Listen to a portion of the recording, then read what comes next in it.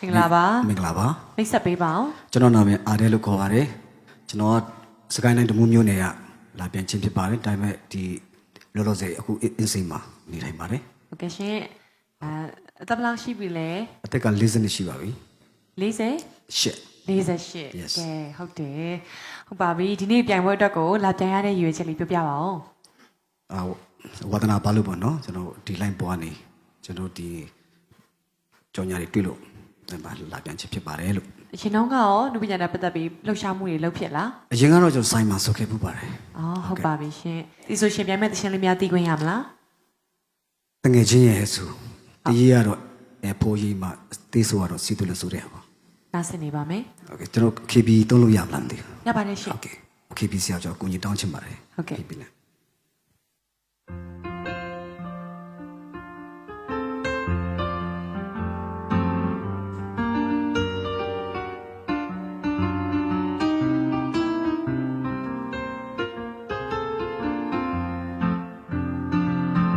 ဟိုတငယ်ချင်းရဲ့တတိယနေတယ်ဟိုချိန်ကအဖြစ်ဖြစ်ဟောင်းလေးများ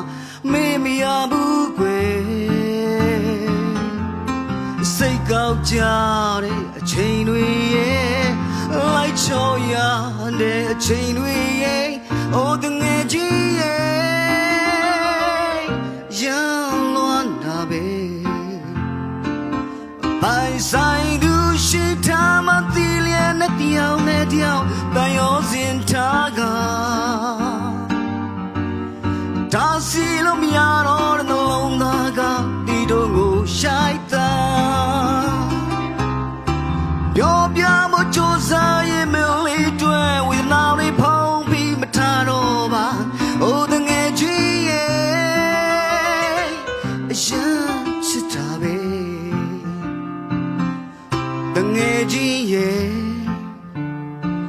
အရင်လွန်နာပဲကွယ်ဟိုတစ်ချိန်ကမင်းပြောတဲ့စကားလေးများကြားရောက်မိတယ်ဘဝအတွက်ချစ်သူရှာရင်ခွေကိုယ်တွေဝန်တာချာပါတကယ်အိုတငယ်ကြီးရဲ့တတိယနေသေးတယ်ပိုင်ဆိုင်သူရှိထားမှတည်ရဲ့နှစ်ယောက်နဲ့တယောက်တန်ရောစင်ထားကဒါစီလို့မရတော့တဲ့နှလုံးသားကဒီတို့ကိုရှိုက်တာပြောပြဖို့ကြိုးစားရင်မလေးတွေဝေဒနာတွေဖုံးပြီးမထားတော့ပါအိုးတငယ်ကြီးရဲ့အရင်ချစ်တာပဲကေဝါ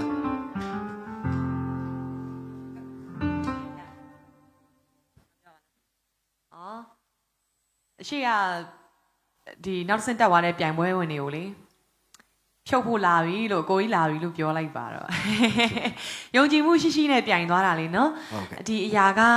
လူတိုင်းကသူ့ထူးခြားချက်နဲ့သူပါအရှိမှလည်းအရန်တော်တဲ့လူတွေအများကြီးရှိတယ်ဒါပေမဲ့ဒီ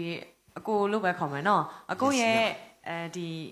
ပြိုင်တဲ့အခါမှာပေါ့နော်ကိုယုံကြည်မှုအပြည့်နဲ့ပေါ့ပပနဲ့ပြိုင်နိုင်တဲ့အရာဟာနောက်တစ်ဆင့်ကိုလည်းအေးအေးဆေးဖြတ်ကျော်နိုင်အောင်မလို့ကျွန်မထင်ပါတယ်အဲ့တော့ကျွန်မကတော့ရမ်းကြိုက်ပါတယ်ကိုအောင်ကိုမြင်လေးလည်းသိပြရစီရှင်